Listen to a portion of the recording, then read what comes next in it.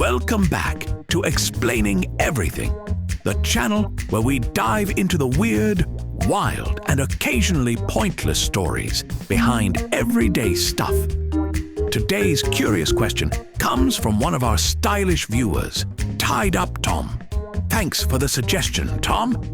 He asked, who came up with the idea of wearing ties? Great question. Because if you've ever spent 5 minutes wrestling with a piece of silk before a job interview, only to look like a stressed magician, you've probably wondered the same thing. So, how did we end up with this long, skinny piece of fabric dangling from our necks like a fancy leash? From Croatian mercenaries and French fashion trends to office cubicles and questionable power moves, we're unraveling the history of the necktie, one awkward knot at a time. Stick around as we answer the burning question, who decided this was necessary?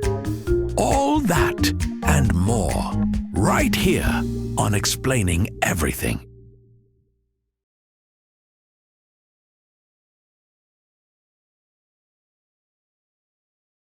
Let's start at the beginning, or at least the earliest recorded point where humans willingly tied cloth around their necks without being dared to do it. Our story begins in the 1600s, smack in the middle of the 30 Years' War, which, by the way, lasted 30 years. Naming conventions were very literal back then. This European war had everything: religion, politics, overcomplicated alliances, and of course, fashion. Croatia, being Croatia, sent some soldiers over to help the French.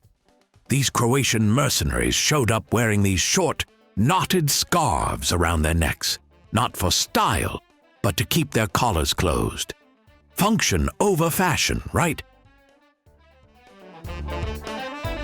But the French saw it and went, "Oh la la! What is this incredible little neck thing?" And just like that, something practical became something fabulous. The French called it la cravat, because that was their version of saying Croat. I know, creative. And just like that, a fashion trend was born. French nobility immediately jumped on the bandwagon, because what's more attractive than war-inspired clothing? Nothing, apparently. They started wearing these cravats, but of course, they had to level it up. Suddenly, it wasn't just a scarf. It was an expression of class. Some were made from lace. Some were 10 feet long. Some had more structure than modern relationships. In fact, tying your cravat became a fine art. There were manuals on how to do it. People had servants just to help them get it right. There were even duels over proper knotting techniques. Imagine fighting someone because they said your neckwear looked like a crumpled napkin. Peak drama. So that's how the cravat took over Europe. But we're still not at the modern necktie yet. Fast forward to the 1800s. The Industrial Revolution kicks in. People start working in offices, not just palaces. Suddenly, nobody has time to fold linen into a wearable sculpture before going to work. Ain't nobody got time for that. Men needed something more convenient, less poofy, and less likely to catch fire near factory equipment. So, the cravat simplified. Enter the stock tie, then the bow tie, and eventually, the early necktie. By the late 1800s, neckwear had evolved into longer, slimmer forms. Still a bit funky, but much closer to the ties we know today. And that brings us to the big tie breakthrough. In 1924, a New York tailor named Jesse Langsdorf revolutionized the game. He patented a new method of cutting the fabric on the bias, which just means he cut it diagonally. This made the tie lay flat, hang well, and not turn into a wrinkled tortilla every time you moved. Thanks to Jesse, the modern tie was born. His design is still the standard today. So, if you've ever worn a tie and thought, hey, this feels slightly less terrible than usual, you can thank Jesse Langsdorf and his brave diagonal scissors. At this point, ties were everywhere. Businessmen wore them. Politicians wore them. High schoolers in yearbook photos wore them with a dead-eyed stare of someone who just realized math is on the final. But here's the million-dollar question. Why do we still wear them?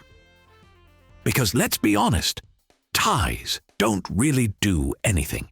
They don't keep you warm. They don't hold your clothes together. They don't have pockets.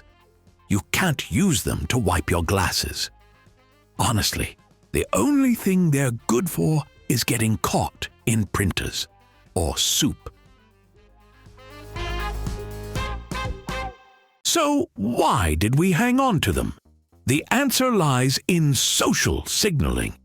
Ties became a way to show you were respectable, responsible, and had probably read the terms and conditions at least once in your life. A well-tied necktie said, "Hey, I'm here to make serious business decisions, like whether we should use Comic Sans on the company brochure." They became standard in job interviews, weddings, funerals, and anything where people want to pretend they've got their lives together. But fashion is always changing, and recently the tie's been losing its grip on our collective necks, especially after the pandemic hit and half the workforce realized you could attend Zoom meetings in pajama pants and no one would ever know. Dress codes got lazier. Silicon Valley billionaires showed up in t-shirts and hoodies and still made millions. The message was clear. Real power doesn't need a tie. In fact, not wearing one became its own kind of flex. And yet, the tie persists. Not because it's comfortable, not because it's logical, but because tradition has a weird way of sticking around. Kind of like the fax machine or reality TV. The necktie remains one of the last standing symbols of dressing up, even if we all secretly hate it. So, who came up with the idea of wearing ties? It was a combination of Croatian soldiers, French fashionistas, Victorian time-savers, and one diagonal-cutting tailor from New York. It's the result of centuries of war, style, and unnecessary complications, all wrapped around your throat. And remember, next time you're tying a knot at your neck for a job interview or a wedding, just know you're participating in a centuries-old tradition of completely unnecessary fashion. History is weird, and so are we. If you enjoyed this deep dive into decorative throat accessories, please like and subscribe.